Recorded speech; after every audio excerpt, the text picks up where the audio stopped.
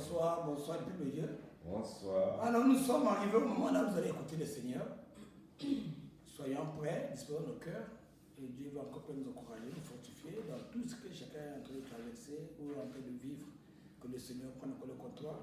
Pour la raison pour laquelle vous allez inviter son serviteur et bien-aimé Nicaise pour venir encore plus nous encourager.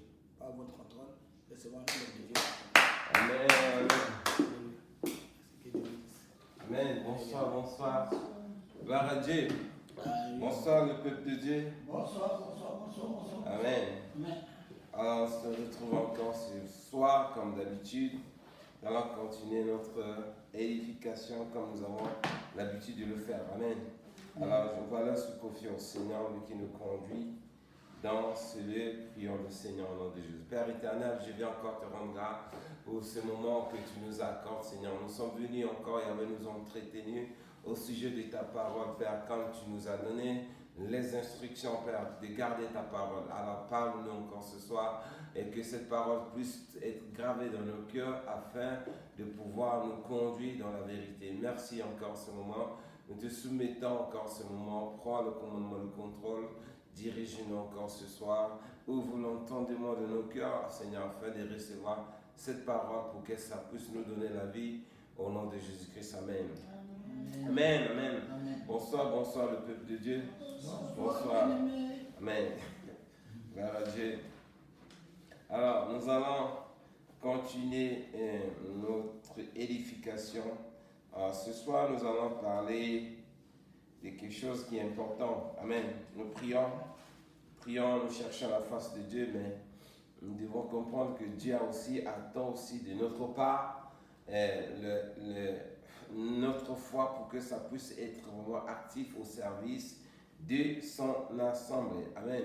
Alors nous voyons la réalité qui se passe dans ce monde, comment l'Église du Seigneur vraiment est en train de plonger vraiment loin de la réalité que le Seigneur nous a confiée. Alors Dieu cherche vraiment des hommes vraiment qui peuvent se mettre à la brèche pour pouvoir vraiment intercéder en faveur de son Église afin que Dieu puisse guérir son peuple. Amen. Alors, nous allons voir le texte dans le livre d'Ésaïe et Ézéchiel plutôt.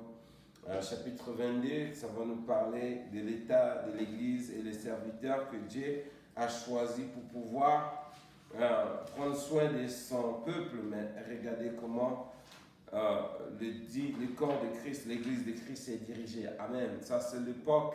Nous allons voir. Ça, c'est à l'époque de l'Ancien Testament, mais nous voyons à nos jours, ce sont les mêmes choses qui se répètent. Amen. Alors, nous allons commencer dans le livre d'Ézéchiel, chapitre 22, versets 24 à 30. 23 à 30. 24 à 30. Non, 23 à 30. Amen. Puis allez, page 1181.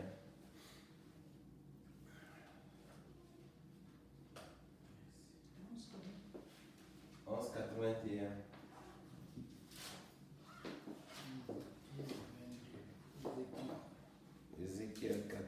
Ézéchiel chapitre 22, versets 23 à 30. C'est long. Y aller? La parole de Dieu dans Ézéchiel 22, le verset 23 à 30. Ouais. Au nom de l'Éternel des armées. La parole de l'Éternel me fut adressée en ces mots. Fils de l'homme, dis à Jérusalem, tu es une terre qui n'est pas purifiée, qui n'est pas arrosée de pluie au jour de la colère. Ses prophètes conspirent dans son sein, comme le lion rugissant qui déchire leur proie. Ils dévorent les âmes, ils s'emparent des richesses et des choses précieuses. Ils multiplient les veuves au milieu d'elles. Ces sacrificateurs violent ma loi et profanent mes sanctuaires. Ils ne distinguent pas ce qui est saint de ce qui est profane. Ils ne font pas connaître la différence entre ce qui est impur et ce qui est pur. Il détourne les yeux de mes sabbats et ne suis profané au milieu d'eux. Et je suis profané au milieu d'eux. Ses chefs sont dans son sein comme des loups qui déchirent leur proie. Ils dépendent de sang, perdent les âmes pour assouvir leur cupidité. Assouvir leur cupidité. Et ces prophètes ont pour eux des enduits de plate, de vaines visions, des oracles menteurs. Ils disent, ainsi parle le Seigneur, l'Éternel, et l'Éternel ne leur a point parlé. Le peuple du pays se livre à la violence, comme des rapines, opprime le malheureux et l'indigent, foule l'étranger contre toute justice.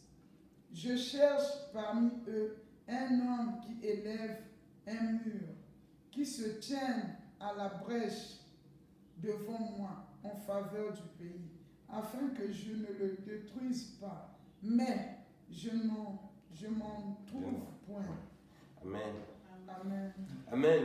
Voici la réalité qui se trouve, qui se passe dans ce monde actuellement, car ça c'est à l'époque de l'Ancien Testament. Mais si nous essayons un peu d'appliquer cette parole à notre génération, c'est la même chose qui se passe. Or, Dieu nous a appelés, il nous a mis dans ce monde, il a choisi des hommes qui le servent et les prophètes également. Mais voici, les gens là se sont détournés de la réalité de l'Éternel. Et étant donné, Dieu n'est plus associé avec eux, ils sont en train d'utiliser des pratiques de manipulation dans le corps de Christ. Voilà pourquoi nous voyons, il y a maintenant aujourd'hui beaucoup de faux prophètes qui prophétisent des choses que Dieu même ne les a même pas autorisés de parler. Ils disent, Dieu a dit ceci, mais parmi ces prophètes, quand on voit, on ne parle même pas, on ne sensibilise même pas personne au sujet du péché ni de la crainte de Dieu. On ne fait que prophétiser des faveurs, de bénédictions. Et Dieu va te faire ceci, Dieu va te donner ceci. Amen. Or, ici, Dieu regarde, il voit, il dit ces gens-là sont en train de multiplier vraiment des veuves, car beaucoup de gens meurent à cause des actions de ces prophètes. Et beaucoup de femmes sont devenues veuves à cause des actions de ceux qui devaient vraiment sensibiliser ce peuple à se détourner de la voie de l'égarement, mais au contraire, ils ne font que s'enfoncer. Et voilà, le mal ne fait que vraiment frapper dans le corps de Christ. Aujourd'hui, nous voyons ces mêmes serviteurs, à la fin, comme il dit dans le verset 27, ces chefs sont dans son sein comme des loups qui déchirent le proie. Ils répandent le sang perdant des âmes pour s'assouvir leur cupidité. Amen. Amen. Et ces prophètes ont pour eux des enduits de plâtre, de vaines visions, des oracles menteurs. Ils disent ainsi parle le Seigneur l'Éternel. Et l'Éternel ne leur a point parlé. Amen. Donc, vraiment, nous qui sommes aujourd'hui en train de chercher la face de Dieu, Dieu nous interpelle encore ce soir. Il dit ceci, malgré que le corps de Christ, l'église de Christ, vraiment, ne fait que se plonger dans le tourbillon, mais le verset 30 nous interpelle, toi et moi, qui est là encore ce soir en train de chercher la face de Dieu. Dieu dit ceci, je cherche parmi eux un homme qui élève un mur, c'est-à-dire tu mets barrage. Malgré ce que tu vois, ce qui se passe dans ce monde, au lieu que tu puisses adhérer à cela, c'est-à-dire tu t'écartes, tu fais vraiment barrière entre toi et toute cette réalité que l'Église est en train de vivre dans le manque de la crainte de Dieu, où vraiment les gens ne font que se plonger dans l'iniquité, la transgression ou la désobéissance. Mais toi, tu t'écartes, tu dis, moi, je ne vais pas suivre le pas de ces gens-là. Tu te mets à l'écart. Notre travail, c'est de chercher à intercéder. Voilà ce que Dieu dit. Tu mets un mur et qui te tient à la brèche devant moi en faveur du pays, afin que je ne détruise pas, que je ne le détruise pas, mais je n'en trouve pas. Amen. Donc, jusqu'aujourd'hui, les yeux de l'Éternel sont sur la terre, chercher qui vraiment est à la brèche. Amen. Donc, nous devons nous lever, nous devons vraiment dire, Seigneur, me voici, je veux que vraiment tu viennes vraiment me oindre par ton esprit, parce que je veux, Seigneur, te servir. Je veux vraiment que ce que je vois, vraiment, tu puisses avoir compassion de ce peuple, car nous avons vu Sodome et Gomorrhe à l'époque où Abraham était de l'autre côté, Lot était là-bas, et pendant ce temps, la réalité qui s'est passée dans Sodome et Gomorrhe, Lot qui était là-bas ne pouvant supporter, il marchait toujours dans la justice, mais il fallait qu'il y ait Abraham pour pouvoir intercéder en faveur de Lot. Voilà pourquoi Dieu a dit envoyer des anges pour aller délivrer Lot. Amen. Car c'est cette réalité-là que chacun de nous doit vraiment s'appliquer pour que nous soyons aussi à la brèche pour sauver ce qu'on peut sauver, car nous savons la fin du monde interviendra, parce que nous ne savons quand est-ce que le Seigneur viendra, mais nous savons que ça ne tardera pas. Alors, Dieu qui nous aime, il nous a donné sa parole. C'est là, au lieu de rester à la maison, au lieu vraiment de croiser les bras, nous devons nous lever, parce que le diable et ses démons sont vraiment en action. Nous voyons comment le monde est bouleversé par les actions des démons et Satan, son camp et son armée, comment ils sont en train vraiment de maltraiter le peuple de Dieu, le corps de Christ, l'Église qui devait glorifier Dieu. Mais Dieu est assis en train de regarder, il cherche que des hommes pour pouvoir vraiment les oindre par son esprit, afin qu'ils puissent vraiment rentrer en scène. Amen. Alors, pendant ce temps, nous voyons, pendant que le peuple était plongé dans ce tourbillon, Dieu a dit utiliser ses serviteurs, en passant par le prophète Ésaïe qui a dit prophétiser la venue du Seigneur qui devait venir dans ce monde. Il devait être oint par le Saint-Esprit et il devait vraiment intercéder, annoncer la bonne nouvelle aux malheureux et guérir les cœurs brisés, délivrer tous ceux qui étaient en captivité à l'époque. Alors nous avons vu, lorsque le Seigneur est venu, dans le livre de Luc, chapitre 4, nous voyons ce que le Seigneur est venu faire. Amen. Luc, chapitre 4, le verset 16 à 22. L'exemple, comme Jésus qui est le maître, le consommateur de la foi, regardez ce qu'il a fait. Nous avons vu la prophétie dans le livre de Ésaïe, chapitre 61, le verset 1 à 3. On parle de la venue du Seigneur et nous allons voir l'accomplissement de cette prophétie. Maintenant, nous qui sommes ceux qui suivent le Seigneur Jésus, c'est la mission, le mandat que Dieu nous donne au travers du Saint-Esprit, d'aller partout dans le monde, annoncer la bonne nouvelle et de guérir les malades, et délivrer les opprimés et d'annoncer l'évangile à ceux que le Seigneur va vraiment mettre devant nous. Amen. Nous sommes dans le livre de Luc, chapitre 4, le verset 16 à 22. On va aller. Dans la parole de Jean, Luc 4, le verset 16 à 22, disons au nom du Seigneur Jésus. Il se rendit à Nazareth où il avait été élevé. Et, selon sa coutume, il entra dans la synagogue le jour du sabbat. Il se leva pour faire la lecture. Luc 4.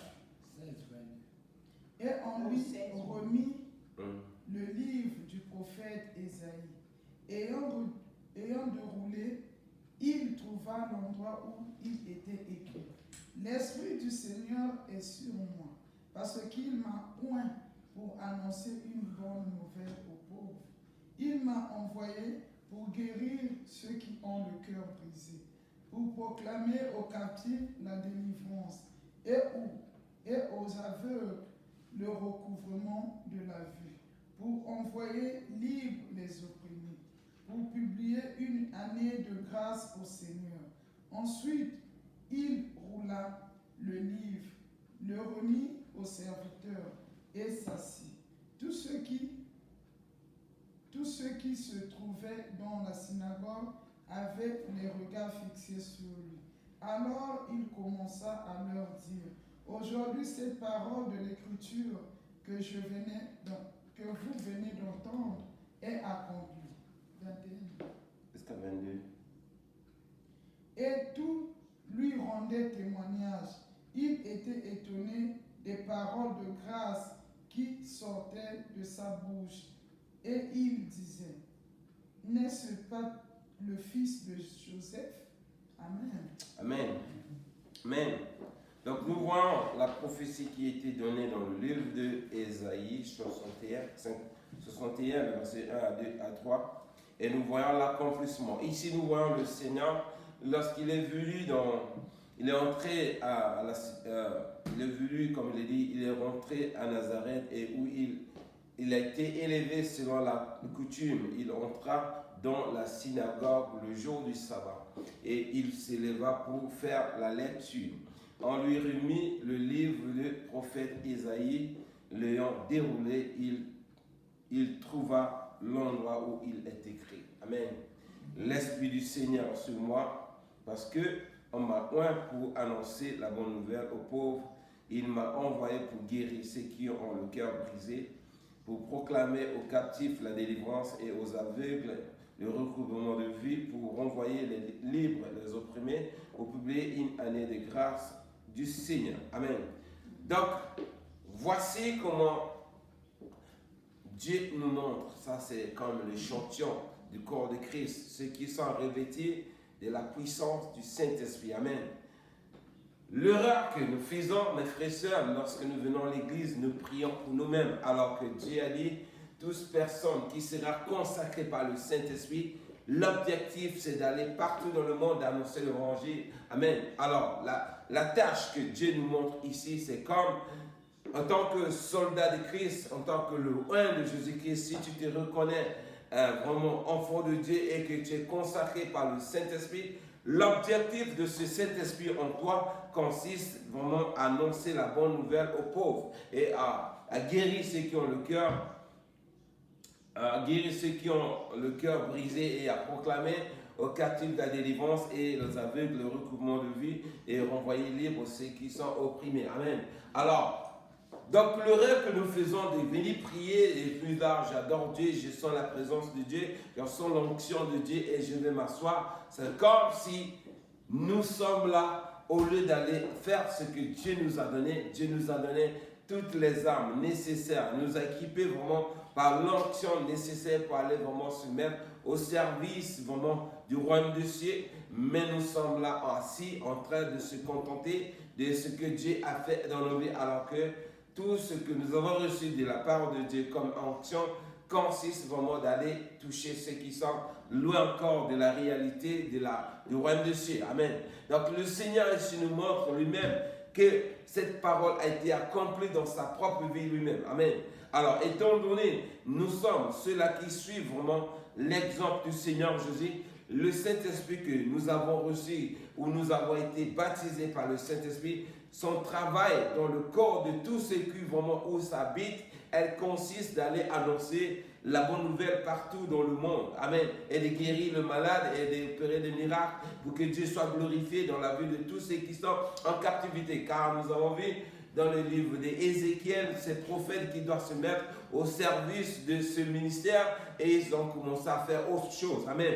Alors, à nos jours, au lieu de faire ce que le Seigneur demande, nous sommes assis également en imitant vraiment les mêmes pas que les anciens nous ont montré, comme le passage nous a montré de l'autre côté, où le peuple a commencé à faire autre chose alors que Dieu ne les a même pas appelés à les servir de cette manière. Donc, cette parole nous attire notre attention pour qu'on puisse s'élever vraiment, se mettre à la brèche. Parce que Dieu dit ceci, il cherche, ses yeux sont dans ce monde, cherchant vraiment qui vont se mettre à la brèche pour pouvoir annoncer sa bonne nouvelle et qu'il puisse vraiment le oindre par son Saint-Esprit pour qu'il puisse se mettre au service sur lequel Dieu sera glorifié dans la vie de ce peuple. Amen. Alors, donc, cette parole-là attire notre attention. Quand on voit le monde actuel, amen, regardez bien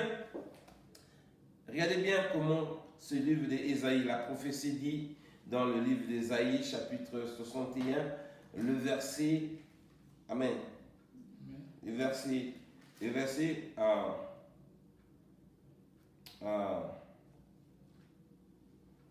je vais relire ça un peu rapidement. Il dit quoi? L'Esprit du Seigneur, l'Éternel est sur moi, car l'Éternel m'a oint pour porter la bonne nouvelle aux malheureux et il m'a envoyé pour guérir ceux qui ont le cœur brisé, pour proclamer aux captifs la liberté et aux prisonniers la délivrance, pour publier une année de grâce de l'Éternel et un jour de vengeance de notre Dieu, pour consoler tous les affligés, pour accorder aux affligés de Sion, pour leur donner un diadème au lieu de cendre, une huile de joie au lieu de deuil, un vêtement de louange au lieu de l'esprit abattu, afin qu'on les appelle les térébites de la justice, une plantation de l'Éternel pour servir à sa gloire. Donc nous voyons le monde actuel représente comme un champ et tout ce que nous voyons comme les malades, tous ceux qui sont vraiment loin de la réalité du royaume des cieux, ce sont des gens qui ont besoin d'être touchés. De la même manière, nous voyons les cultivateurs lorsqu'ils ont un champ et ils vont prendre une étendue de forêt et ils vont élaborer ça et enlever les arbres, enlever les herbes et commencer à remuer la terre et planter. Maintenant, les plantes vont commencer à pousser. Le champ du Seigneur actuellement comme des hommes, c'est nous sommes les êtres humains. Dans ce monde actuellement, il se trouve toutes sortes vraiment des actes vraiment où le diable est venu détruire carrément la nature humaine. Amen. Alors Dieu cherche vraiment les hommes qui peuvent s'élever pour intercéder, c'est-à-dire pour travailler dans sa moisson, afin que ces hommes-là qui représentent l'aide, qui ne s'accordent pas à la volonté de Dieu, qu'ils soient vraiment redressés selon la parole de Dieu, afin qu'ils soient sauvés également. Car souvenez-vous, le Seigneur a dit, dans le parabole du semeur, il y aura un semeur est venu, il a sémé, et voilà, le malin est venu s'aimer aussi les mauvaises herbes. Et voilà, les herbes et la bonne semence ont commencé à grandir ensemble. Et les maîtres, disons, les serviteurs du maître ont dit, on va arracher les mauvaises herbes. Et le maître a dit, non, laisse-les pousser ensemble. Et à la fin, on pourra enlever les mauvaises herbes et ensuite, on pourra prendre vraiment les bonnes semences. Amen. Alors, nous sommes là encore, en quelque sorte, c'est-à-dire, nous devons nous mettre au service lequel Dieu nous a appelés à travailler dans son champ. Amen. Chaque onction que tu as reçue de la part du Seigneur consiste à travailler vraiment dans la moisson du Seigneur afin d'influencer également ce peuple qui attend vraiment la délivrance là-bas. Nous trouvons les gens qui sont opprimés, nous trouvons les malades, il y a d'autres qui sont vraiment remplis des esprits démoniaques, il y a d'autres vraiment qui sont carrément écartés de la voix du Seigneur. Mais l'onction que Dieu nous donne, si nous nous levons pour se mettre à la brèche, ça pourra nous permettre d'aller délivrer ces gens-là et Dieu sera glorifié dans la vie de son peuple. Car nous devons savoir, mes frères et sœurs, le temps avance, le diable vraiment ne tarde pas. Il est en train d'être activé aussi ses activités pour pouvoir vraiment détruire l'humanité pour que beaucoup puissent aller avec lui à l'enfer. Mais nous devons nous mettre à la place du Seigneur. Dieu a envoyé le Seigneur Jésus-Christ. Il était assis, il regarde vraiment comment je peux laisser ce monde-là aller périr tous dans l'enfer. Il fallait qu'il prenne vraiment courage de descendre. Pendant 33 ans, il a vécu dans ce monde en sacrifiant sa vie, en abandonnant vraiment tous ceux qui sont réels dans le royaume de cieux. Venez vivre ici-bas juste pour pouvoir nous délivrer, toi et moi. Amen. C'est cet élan-là, c'est cet engouement-là que Dieu attend dans la vie de ceux qui veulent vraiment s'élever pour se mettre à la brèche. Il va nous toucher, il va nous utiliser. Dieu pourra vraiment glorifier son nom dans la vie de ceux qui pourra vraiment être sauvés pour qu'il soit aussi une plantation qui va servir pour la gloire de notre Dieu. Car nous devons savoir, le diable, comme il est descendu avec la haine, il cherche vraiment à détruire, carrément à dire à Dieu, comme tu m'as précipité ici-bas, mais moi je vais en profiter pour dire quoi? Je vais détruire aussi l'homme que tu as aimé. J'ai péché une fois, tu ne m'as pas accordé la grâce de me pardonner. Mais l'homme pêche chaque jour, mais tu lui pardonnes. Comment? Pourquoi tu peux l'aimer plus que moi? Voilà pourquoi il est il est jaloux. Donc nous qui sommes ses serviteurs, les serviteurs de l'Éternel, nous devons vraiment faire jouer le rôle que Dieu a joué dans le ciel, parce que c'est le même esprit, c'est le même Saint-Esprit qui est en nous, qui a précipité Satan ici-bas. C'est l'armée de Dieu qui a combattu Satan pour venir, pour qu'il soit précipité ici-bas. C'est cette même armée qui est avec nous pour combattre Satan ici-bas. Si on se met à la brèche, ce n'est pas nous qui combattons, c'est Dieu lui-même qui va nous accompagner et il pourra se glorifier dans la vie de chacun de nous. Amen. C'était juste une édification au service, vraiment, pour nous édifier au service de notre foi, à propos de notre foi plutôt, afin qu'on puisse s'élever, qu'on puisse vraiment se mettre à la brèche, parce que Dieu est en train de chercher des hommes et des femmes qui peuvent s'élever en faveur de son Église. Amen. Donc c'est un peu ce qu'on avait à partager ce soir. Seigneur notre Dieu, Seigneur notre Père, nous te bénissons encore, Père, pour cette parole de sensibilisation que tu nous donnes encore ce soir pour nous édifier, Père. Nous sommes venus encore, Père éternel, te rendre grâce, Père éternel, pour nous avoir attiré notre attention. Nous sommes venus pour te dire, Père, nous voici, Père. Équipe-nous encore, Père, par le zèle de l'Évangile, afin que nous puissions te servir dans ta moisson, parce que nous savons les temps sont proches, Seigneur. Alors, Père, cela ne pourra pas se faire de la volonté de la chair. Nous voulons encore, soit que tu nous remplisses encore de ta présence, de ta puissance, parce que nous voulons te donner gloire, Seigneur. Merci encore, Père, pour ta parole que tu nous relates encore ce soir. Nous te bénissons, nous te rendons gloire. Au nom de Jésus-Christ, Amen. Amen. Amen, amen, amen. Gloire à Dieu.